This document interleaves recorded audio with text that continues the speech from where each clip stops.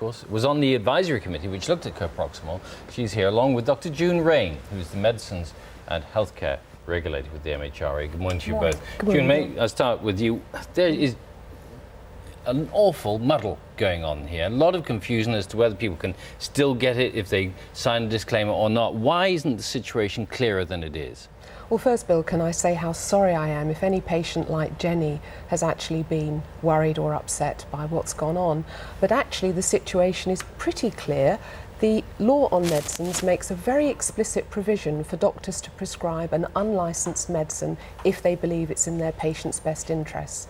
We've always understood that there would be a small group of patients who would find it difficult to make the change, and so for that reason we've made absolutely sure with the companies that the supplies are there. So with those two factors in play, there's no reason so why to be clear then, if a it. patient has been told by the GP they can't get it, they can go back to them and say, well, actually you can give it to me and it is my right to have it under these circumstances. Is that right? It comes down to the patient's and the doctor's conversation, but the doctor has to make a judgment that it is in their patient's best interest. The General Medical Council does give some helpful detailed guidance on this, but in the end the doctor must make the judgment about the patient's best treatment. Rosemary, just to recap, the reason the licence was taken away was because it is extremely dangerous if you overdose. I mean, it kills you almost instantly before you even get a chance to hospital. And to be fair, there was data that showed that there were some suicides that were happening, some deliberate and some accidental that were apparently happening as a result of coproxamol overdose. But you still prescribe this, don't you? Why do you think it's an important Well, one of the problems is finding a suitable alternative, and it's patients who've got arthritis, both osteoarthritis and rheumatoid arthritis, where this drug works particularly well. And one of the problems there was about when the licence was taken away is the lack of data about the efficiency. There's been no good recent research done on this drug at all, and the research that was done was very old and wasn't very convincing.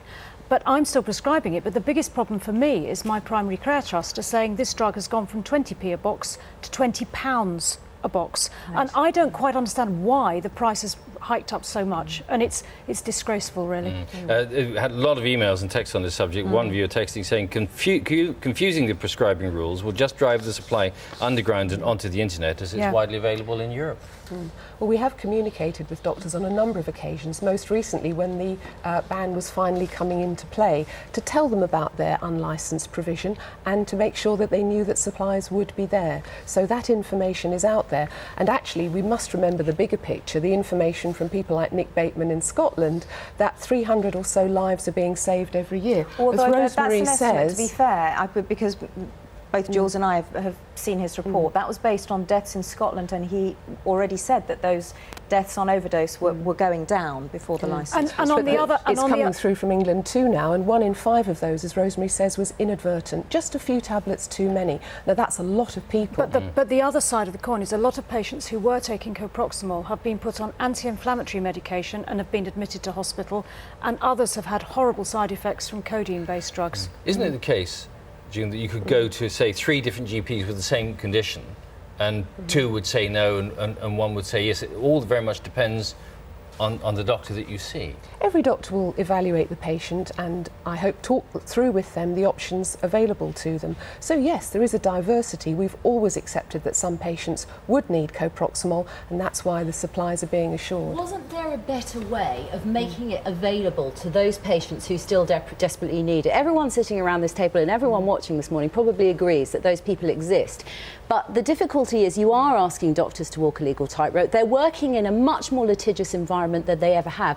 Why wasn't it made either a hospital-only drug or a controlled drug, which wouldn't have put the responsibility on the doctors? First, can I say, Julia, it's not a legal tightrope. Named patient use is very well established in all sorts of areas like cancer and children's medicine. The reason the licence was terminated, as you said yourself, the risks outweigh the benefits, and a licence can't be held in those circumstances. Have to be with that. Thank you so much. Thank you, Bill. Thanks Thank you, very Sean. much. Nice to see you. Thanks, Jules. And thank you too for all your thoughts this morning. You've had so many emails, text messages and calls on coproxamol. If you do use it, if you can't use it, can't get it anymore, let us know and we'll read some more of your thoughts later in the programme.